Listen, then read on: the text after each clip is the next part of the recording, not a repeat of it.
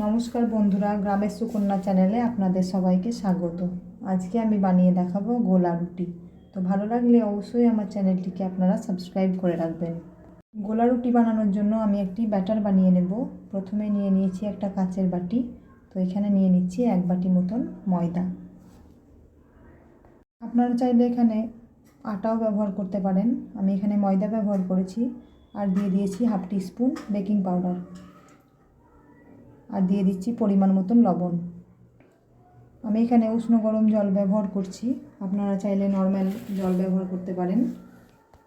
এখানে অল্প অল্প করে জলটা দিতে থাকবো, একেবারে দেব না। আর একটা স্মুথলি ব্যাটার তৈরি করে নেব, যাতে ভেতরে কোনো ডো না থেকে যায়, সেই রকম একটা ব্যাটার তৈরি করে নিতে হবে আমাদেরকে। এখানে আমি অল্প অল্প করে জল দিচ্ছি, একেবারে দেব না, একেবারে দিলে পাতলা হয়ে যেতে পারে। তো এভাবে আমি ব্যাটারটা বানিয়ে নিচ্ছি।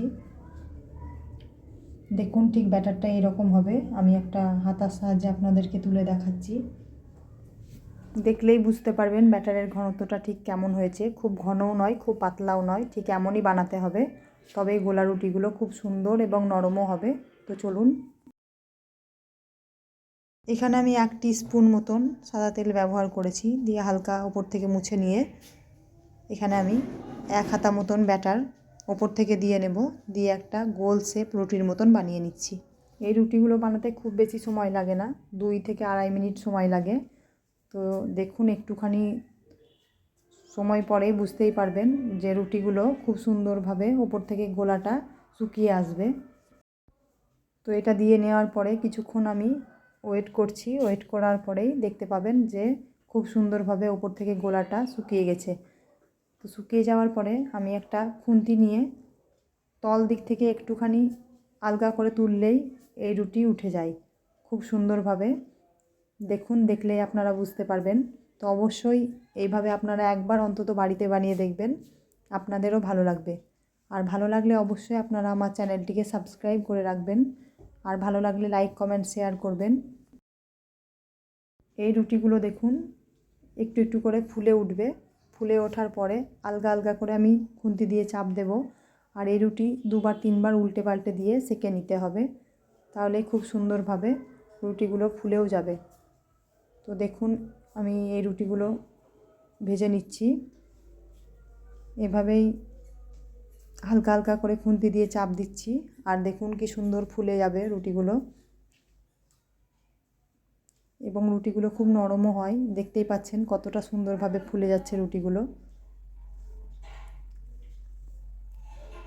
তো এভাবে আমি বাকি রুটিগুলো ভেজে নিচ্ছি। অবশ্যই আপনাদেরকে আরেকটা বানিয়ে দেখাচ্ছি, আপনারাও এইভাবে বাড়িতে বানিয়ে দেখবেন। তো দেখুন কত সুন্দর হয়েছে। তো আমি আরেকটা আপনাদেরকে বানিয়ে দেখাচ্ছি। দেখুন, আমি আবারও উপর থেকে আলতো আলতো করে একটা রুটি শেপ দিয়ে নিচ্ছি। খুব বেশি জোরে চাপ দিলে হবে না। তো এইভাবে আমি বাকি রুটিগুলো বানিয়ে নিচ্ছি, আপনারাও দেখতে থাকুন ভিডিও। এই গোলাটা দিয়ে নেওয়ার পরেই কিছুক্ষণ ওয়েট করলেই দেখতে পাবেন রুটির কালারটা অনেকটাই চেঞ্জ হয়ে যাবে। তো তখন একটা খুন্তির সাহায্যে তল থেকে একটুখানি নাড়িয়ে দিলেই খুব সুন্দরভাবে রুটিগুলো উঠে যায়। তো এইভাবে আমি বাকি রুটিগুলো করে নিচ্ছি। আর এই রুটি ভাজার সময় খুব আলতো আলতো করে খুন্তি দিয়ে চাপ দিতে হবে, তাহলে রুটিগুলো খুব ভালোভাবে ফুলে যাবে।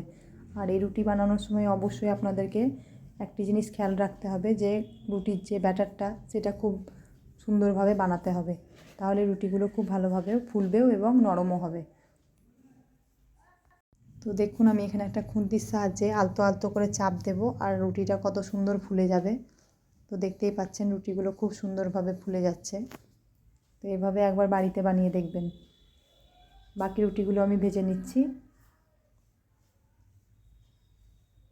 দেখুন, বাকি রুটিগুলো আমার ভাজা হয়ে গেছে। তো কতটা সুন্দর হয়েছে এবং খুব সুন্দর নরমও হয়েছে। এভাবে একবার বাড়িতে বানিয়ে দেখবেন। দেখা হবে আবার নতুন কোনো ভিডিওতে। ততক্ষণে ভালো থাকবেন, সুস্থ থাকবেন। ধন্যবাদ।